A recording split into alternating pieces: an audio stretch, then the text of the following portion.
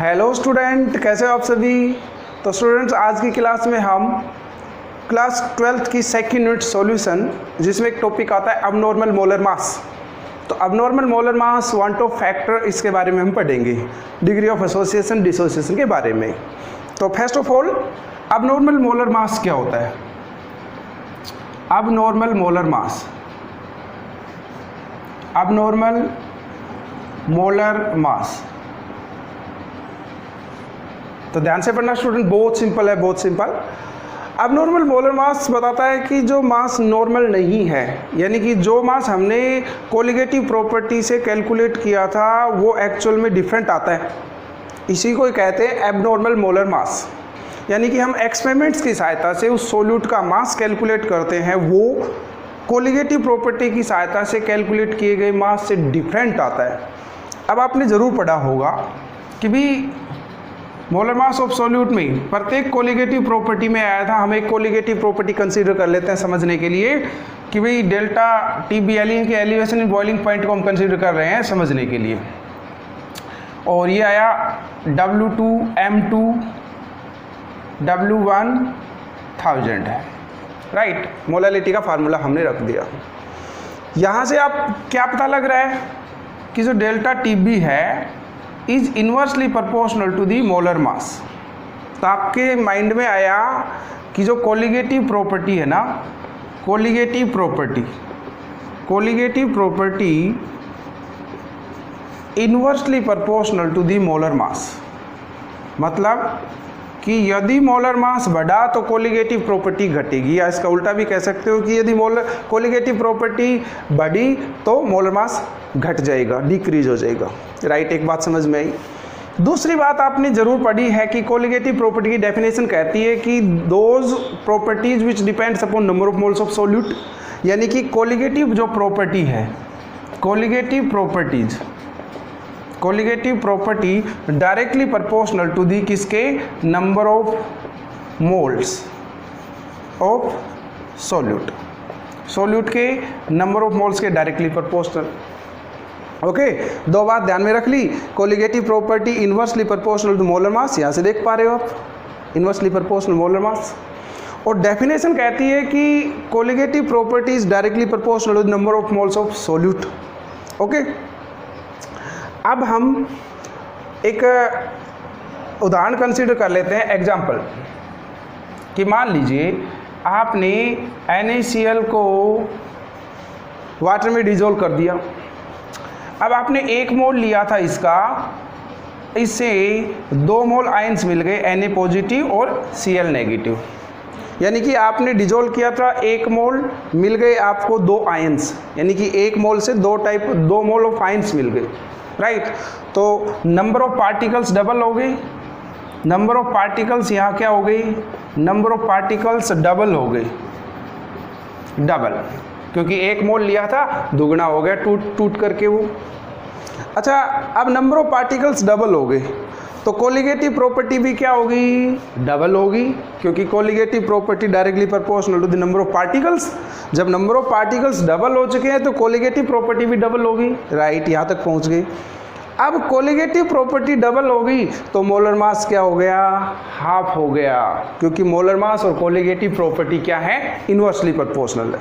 ये बात समझ में आई। फिर से सुनना एक बार, कि मान लीजिए हमने NaCl को वाटर में डिजोल्व कर दिया। अब वो 1 मोल लिया था, टूट करके 2 मोल आयंस बनाता है, Na पॉजिटिव और Cl नेगेटिव। अब नंबर ऑफ पार्टिकल्स तो डबल हो गई, तो नंबर ऑफ पार्टिकल्स डबल हो गए तो कोलिगेटिव प्रॉपर्टी भी डबल हो गई। और जब कोलिगेटिव प्रॉपर्टी डबल होगी तो मोलर मास हाफ हो जाएगा, क्योंकि हमने पढ़ा है कि कोलिगेटिव प्रॉपर्टी इन्वर्सली प्रोपोर्शनल है मोलर मास से। यानी कि जो मास है ना वो डिक्रीज होकर के आ रहा है, मास जो है वो डिक्रीज होकर के आया।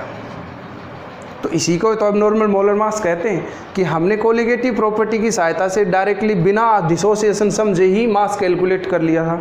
लेकिन एक्सपेरिमेंट जब हमने करके देखा तो मास तो डिक्रीज होकर के आ रहा है। It is called abnormal molar मास।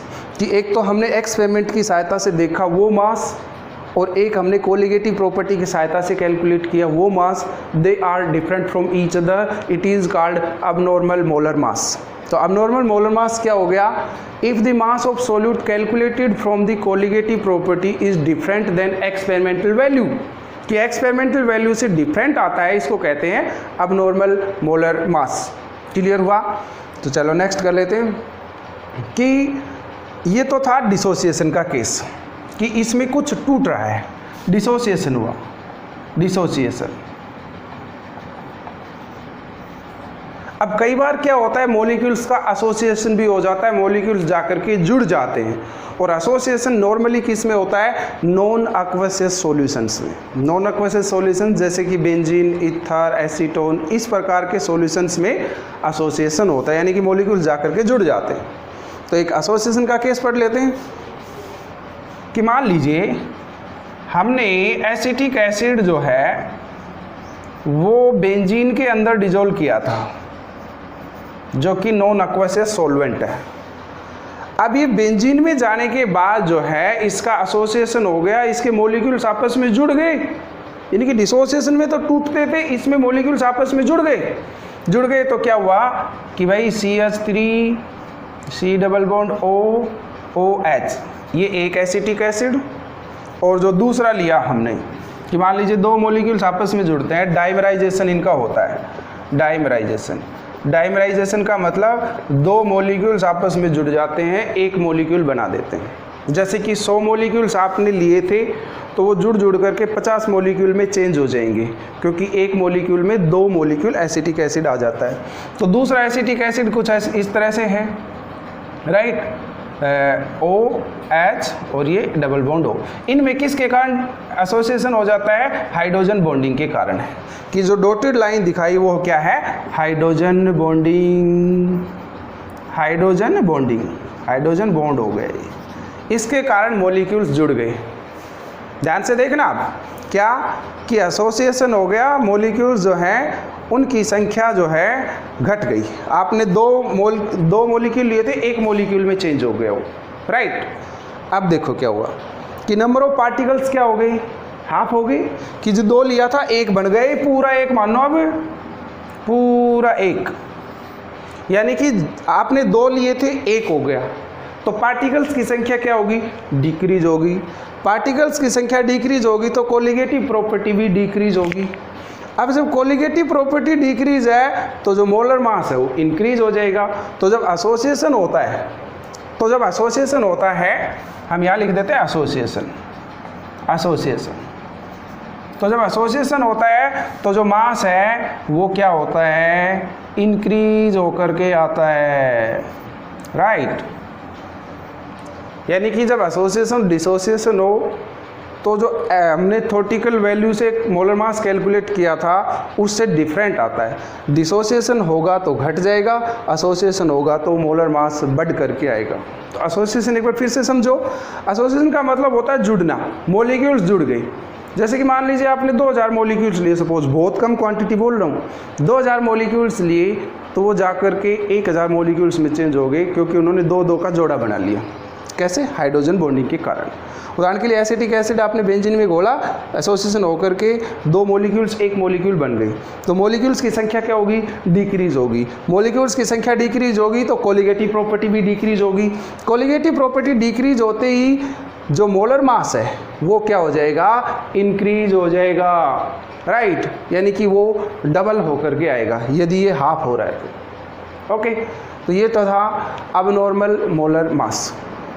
अब आपने देखा कि मोलर मास में अबनॉर्मलिटी क्यों आती है, cause of abnormal of molar mass. Molar mass में अबनॉर्मलिटी सेम है, बहुत सिंपल आपने पढ़ा है, या तो एसोसिएशन के कारण आती है, डिसोसिएशन के कारण आता है, और एक कारण क्या है, नॉन आइडियल सॉल्यूशंस के कारण। तो cause of abnormal molar mass क्या बताएंगे, बताइए। Cause of abnormal molar mass, कि जी मोलर मास डिफरेंट आता ही क्यों है। Cause of abnormal molar mass, abnormal molar mass, इसका सिंपल सा रीज़न है कि जी मॉलिक्यूल्स में डिसोसिएशन हो जाता है, या एसोसिएशन के कारण। ओके जी, दूसरा किसी सॉल्यूशंस जो है ना वो नॉन आइडियल भी हैं, सॉल्यूशंस जो हैं वो नॉन आइडियल भी होते हैं। सारी कोलिगेटिव प्रॉपर्टी सॉल्यूशंस को आइडियल मान करके डेवलप करी गई थी, लेकिन सॉल्यूशंस तो नॉन आइडियल भी होते हैं, तो वो तो प्रॉपर्टी डिफरेंट हो जाएगी उनसे, ठीक है ना। सॉल्यूशंस नॉन आइडियल होते हैं, नॉन आइडियल का मतलब है कि उनकी हायर कंसंट्रेशन होगी। नॉर्मली आइडियल सॉल्यूशन डाइल्यूटेड होता है तो हायर कंसंट्रेशन होगी, हायर कंसंट्रेशन पे इंटरमोलिकुलर फोर्स ज़्यादा हो गया, सो कोलिगेटिव प्रॉपर्टी डिफरेंट आती है, राइट। तो काज ऑफ अबनॉर्मल मोलर मास दो हैं, क्यों जी, डिसोसिएशन हो जाता है और या एसोसिएशन हो जाता है। दूसरा रीज़न है कि सॉल्यूशंस जो हैं वो नॉन आइडियल हैं, नॉन आइडियल के कारण जो है मास डिफरेंट आता है। अब एक फैक्टर आया कि एसोसिएशन और डिसोसिएशन कितना हुआ, इसको बताने के लिए एक साइंटिस्ट आया वांटोफ, उसने अपना फैक्टर दिया, उसने बताया कि कोई सब्सटेंस कितना हद तक डिसोसिएट होगा या कितनी हद तक एसोसिएट होगा। तो वांटोफ फैक्टर पढ़ लेते हैं। वांटोफ फैक्टर, वांटोफ फैक्टर आई, ये क्या बताता है, ये एक्सटेंट ऑफ एसोसिएशन या डिसोसिएशन बताता है कि कितनी हद तक कोई मॉलिक्यूल डिसोसिएट होगा सॉल्यूशन में जाने के बाद या एसोसिएट होगा। एक्सटेंट ऑफ एसोसिएशन और डिसोसिएशन, एक्सटेंट ऑफ एसोसिएशन या डिसोसिएशन के बारे में बताता है। ओके, अब इसकी क्या वैल्यू है भाई, क्या फार्मूला होता है, experimental value of colligative property, experimental colligative property, experimental colligative property upon normal colligative property, या थ्योरेटिकल भी बोल सकते हो, कैलकुलेटिव भी बोल सकते हो। Normal colligative property,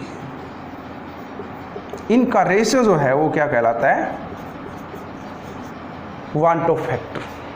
okay, वांटोफ factor क्या है, experimental colligative property, normal colligative property. अब आपने पढ़ा है कि जी मोलर मास जो है ना वो कोलिगेटिव प्रॉपर्टी से उल्टा होता है, तो आप इसका उल्टा कर दीजिए, मोलर मास के टर्म्स में आई को देना चाहते हो तो, यदि आप वांटोफ फैक्टर को मोलर मास के टर्म्स में एक्सप्रेस करना चाहते हो तो इसका उल्टा कर दो, तो क्या आ जाएगा, ऊपर आ गया नॉर्मल मोलर मास, क्योंकि अपोजिट करना पड़ेगा, normal molar mass upon experimental calculated या experimental molar mass, experimental molar mass, right. ये van't Hoff factor in terms of mass भी एक्सप्रेस किया जाता है। चलो, वांटोफ फैक्टर को, वांटोफ फैक्टर की सहायता से फिर सारी कोलिगेटिव प्रॉपर्टी को मॉडिफाई किया। कैसे मॉडिफाई किया कि जितनी भी कोलिगेटिव प्रॉपर्टी थी उनमें उनके आगे आई जोड़ दिया गया, यानी कि i has been introduce in every colligative property, so modified हो गए। कैसे, तो modified form of colligative property क्या है बताओ, आई जोड़ करके उनको मॉडिफाई किया, क्योंकि डिफरेंट आ रहा था मास, अभी हमने देखा, तो उनको सुधारना तो पड़ेगा ना, तो कोलिगेटिव प्रॉपर्टी सुधारी गई आई लगा करके, आई इंट्रोड्यूस करके। तो बताइए पहली कोलिगेटिव प्रॉपर्टी क्या होती है, relative lowering vapour pressure. Relative lowering vapour pressure होता है, ये मोलर मास ऑफ सॉल्यूट पर निर्भर करती है, इसमें आई इंट्रोड्यूस कर दिया। ओके, दूसरी प्रॉपर्टी होती है एलिवेशन इन बॉइलिंग पॉइंट, ये होता है KBM, इसमें भी आई इंट्रोड्यूस कर दिया। थर्ड प्रॉपर्टी होती है डिप्रेशन फ्रीजिंग पॉइंट, KFM, इसमें भी आई इंट्रोड्यूस कर दिया। फोर्थ प्रॉपर्टी होती है पाई इक्वल टू RCT, इसमें भी मोलर आई फैक्टर इंट्रोड्यूस कर दिया। तो ये कोलिगेटिव प्रॉपर्टी को मॉडिफाई कर दिया गया। ओके, अब हम एसोसिएशन या डिसोसिएशन डिग्री की सहायता से देखते हैं। तो डिग्री ऑफ एसोसिएशन या डिसोसिएशन क्या होता है, डिग्री ऑफ डिसोसिएशन पढ़ लेते हैं। डिग्री ऑफ डिसोसिएशन, जिसको कहते हैं अल्फा। तो डिग्री ऑफ डिसोसिएशन क्या होता है? Number of moles of solute dissociated,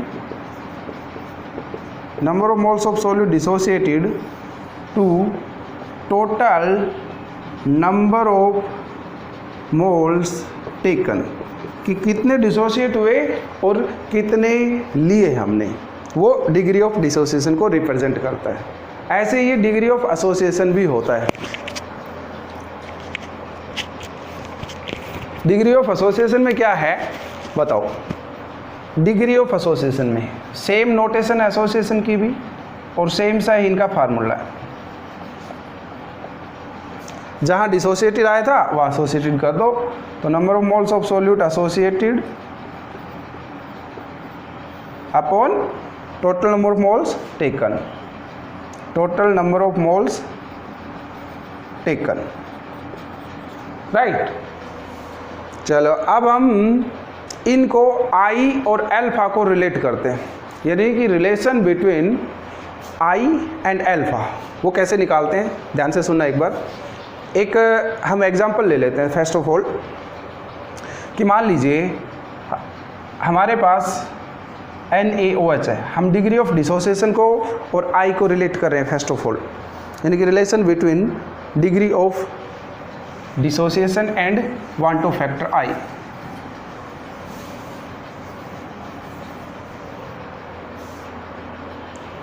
बताओ, वन टू फैक्टर का फार्मूला एक तो अभी बताया था, और एक दूसरा क्या होता है? नंबर ऑफ मोल्स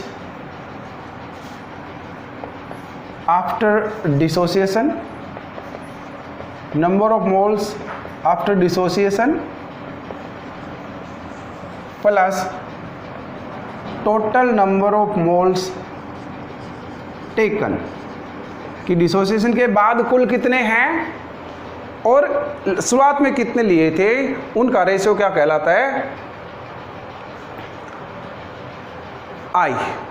आई और अल्फा में रिलेशन हम ड्राइव करना चाहते हैं। बताइए तो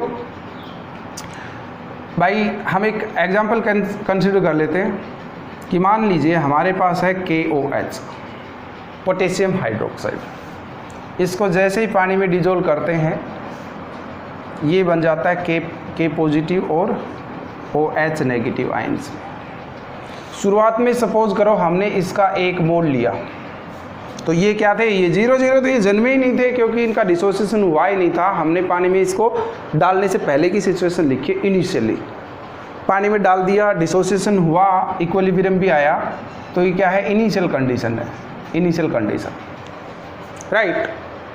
कि जब हमने जस्ट पानी में डाला ही था उसके दौरान क्या था, क्योंकि इनकी कंसंट्रेशन 0 थी, बाद में बढ़ने लगी है कंसंट्रेशन इनकी, इनिशियल कंसंट्रेशन।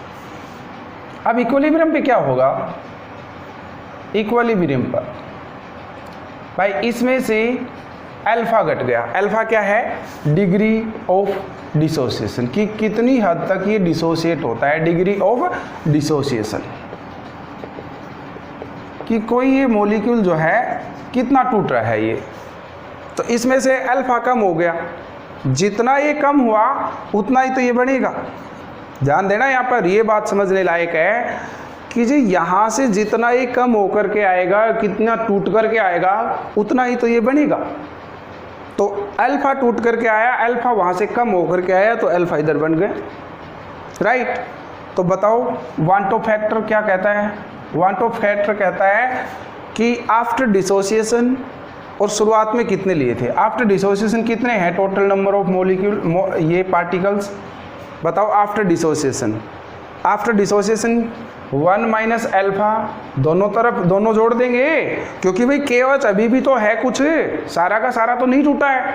KOH अभी भी है, K पॉजिटिव और OH नेगेटिव भी है। तो number of moles after dissociation का मतलब हुआ कि डिसोसिएशन होने के बाद उसमें KOH अभी भी प्रेजेंट है, उसमें K पॉजिटिव भी है, उसमें OH नेगेटिव आयंस भी है। तो टोटल क्या हो गया? 1 माइनस अल्फा, इधर से जोड़ दो, प्लस अल्फा प्लस अल्फा, और लिया कितना था? Total number of moles taken 1 लिया था शुरुआत में, 1 लिया था, राइट।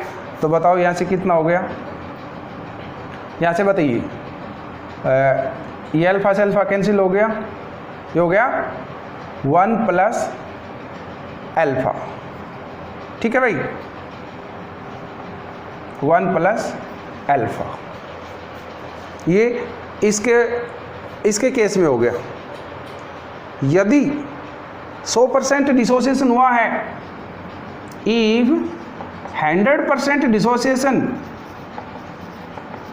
हर एक में होता नहीं है 100%, कई वीक भी होते हैं, कम डिसोसिएशन होता है, कई स्ट्रॉन्ग होते हैं, कईयों में कुछ परसेंट होता है। तो यदि हम 100% मान लें, 100% का मतलब है कि 1 मोल लिया था, 1 मोल का 1 मोल पूरा का पूरा टूट गया, राइट। तो जो अल्फा की वैल्यू है उसको 1 पुट करिए, अल्फा की वैल्यू 1 पुट करिए, तो यहाँ क्या हो गया, 1 + 1 = 2। तो हमें यहाँ बताता है कि जो KOH है 100% टूट जाएगा, तो इससे 2 आयंस आपको मिल जाएंगे, 1 मोल से आपको 2 मोल आयंस मिलेंगे, राइट।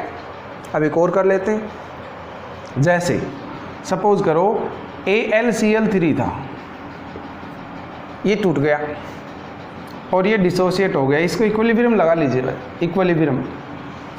AlCl3 था, ये टूटा, एल्यूमिनियम 3 पॉजिटिव और 3 Cl नेगेटिव आयंस में, क्योंकि 3 है संख्या में तो 3 लगाना पड़ेगा आपको।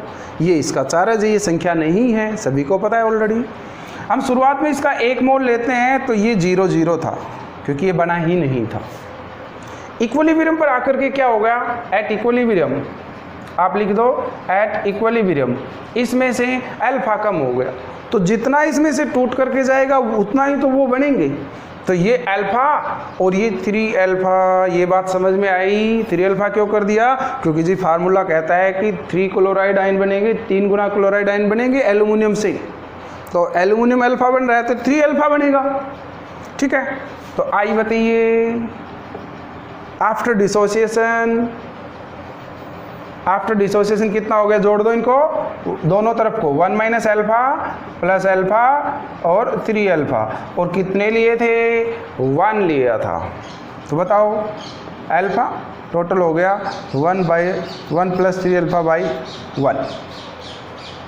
ओके भाई, अब यहाँ से बताइए कि यदि ये 100% डिसोसिएशन हो जाए, मैं बार बार कह रहा हूँ कि सभी में 100% नहीं होगा, यदि ये 100% डिसोसिएट हो गया तो कितने आयंस देगा, हम वो देख लेते हैं।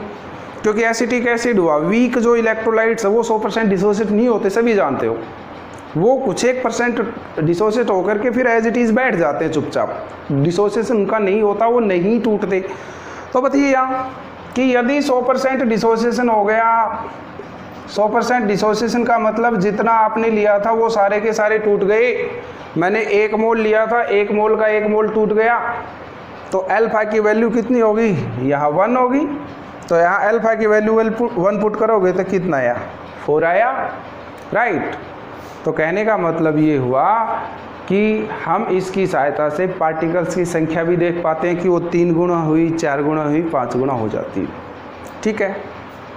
अब एक जर्नल सा हम फॉर्मूला इसके लिए तैयार कर लेते हैं। तो जर्नल सा फॉर्मूला क्या तैयार हो गया भाई, जर्नल सा फॉर्मूला हमने देखा कि आई और अल्फा में, ये तो 2 हमने एग्जाम्पल दिए, राइट।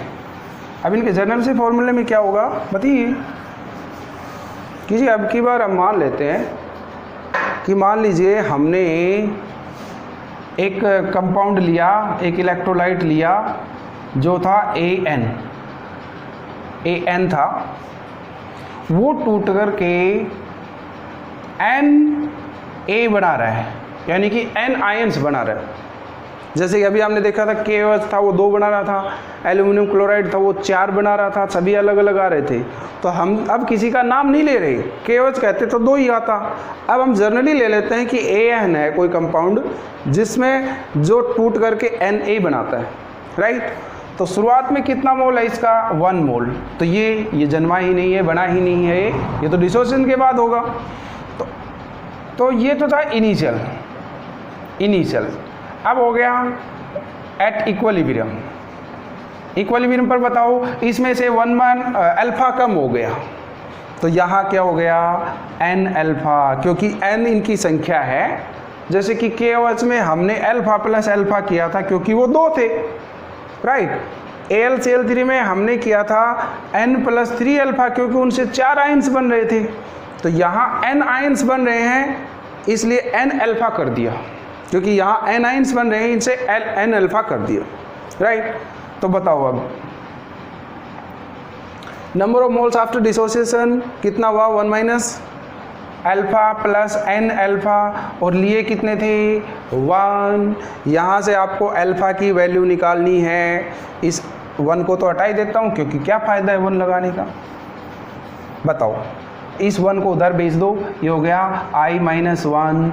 इस n अल्फा को पहले लिख लो, माइनस वाले को बाद में, यहाँ से कॉमन आ गया अल्फा, ये हो गया n-1 और इधर चल रहा है i-1, उधर भेज दो। तो क्या आया बताओ, i-1 n-1 अल्फा, ये i और अल्फा के बीच में, यानी कि 1 to फैक्टर और डिग्री ऑफ डिसोसिएशन के बीच में रिलेशन बताता है। यहाँ अल्फा क्या है, alpha is the degree of dissociation, degree of dissociation, right भाई। अब एसोसिएशन पढ़ लें, एसोसिएशन पढ़ लेते हैं। उसमें भी आई और अल्फा के बीच में रिलेशन ड्राइव करेंगे, फार्मूला यही रहेगा आई का, बस इसमें डिसोसिएशन की बजाय एसोसिएशन यूज कर लेंगे अब की बार। बताओ तो, एसोसिएशन यूज हो गया है, फार्मूला तैयार है, एसोसिएशन।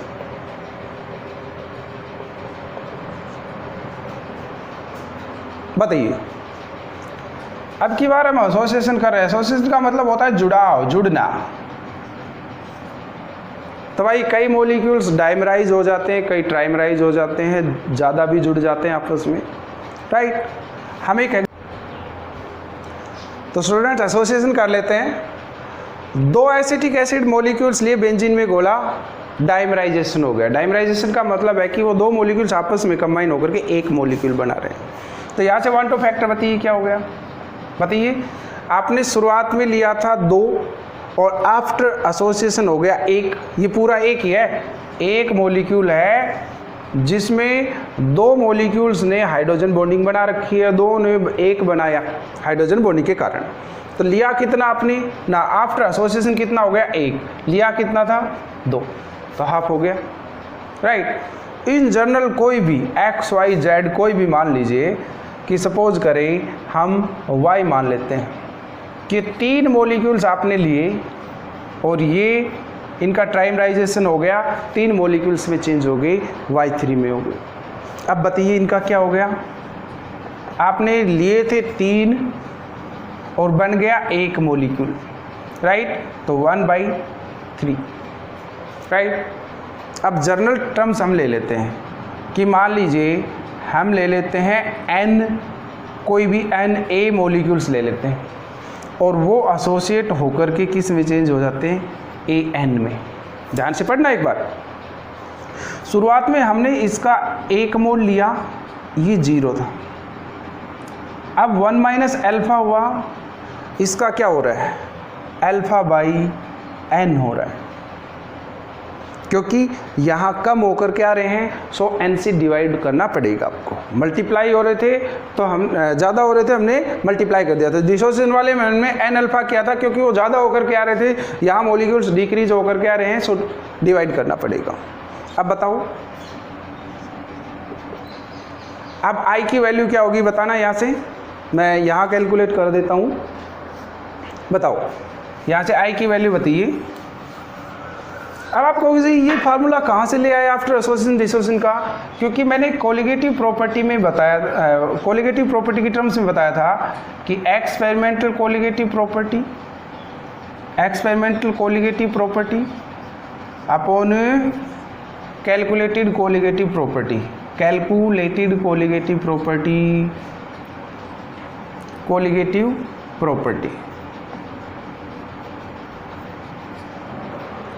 तो एक्सपेरिमेंटल कोलिगेटिव प्रॉपर्टी कब ऑब्जर्व होगी, जब एसोसिएशन होने के बाद, राइट।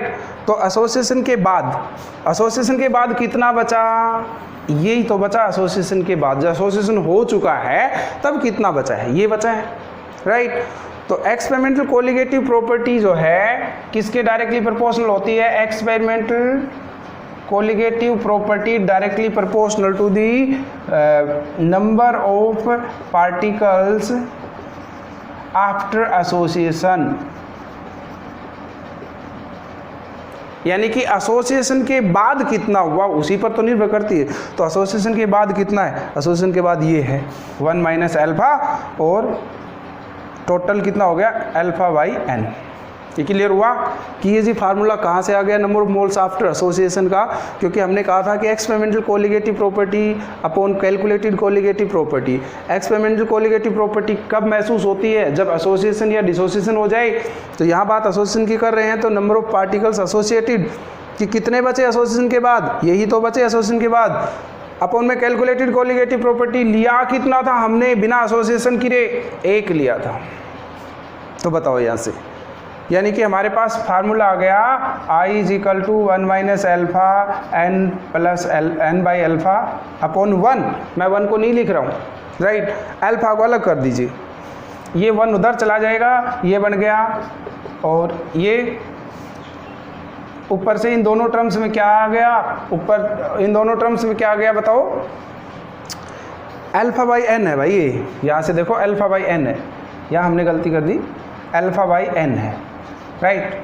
तो यहाँ इन दोनों टर्म्स में क्या आ गया, अल्फा कॉमन आ गया। मैं इस प्लस वाले टर्म को पहले लिख देता हूँ, ये 1 माइनस अल्फा 1, ओके, समझ आए।